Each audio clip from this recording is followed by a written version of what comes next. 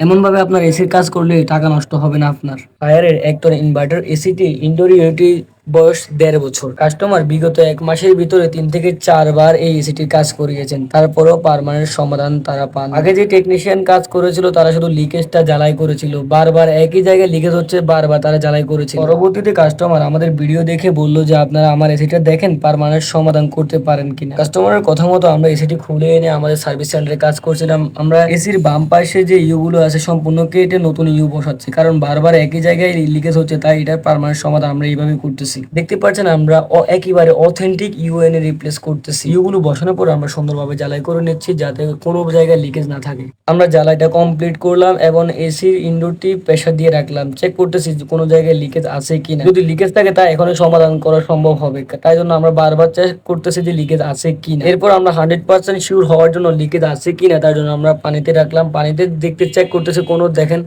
একটা জায়গা দিয়ে কোনো বাষ্প বের হচ্ছে না, সম্পূর্ণ এসিটি ক্লিয়ার আছে। এই জন্য আমরা পরবর্তীতে কাস্টমারের বাসা নিয়ে গেলাম, এসি কাস্টমারের বাসা আনার পর সুন্দরভাবে ইনস্টল করে দিলাম। আপনার এসিতেও যদি এমন সমস্যা হয়ে থাকে আমাদের সাথে যোগাযোগ করুন।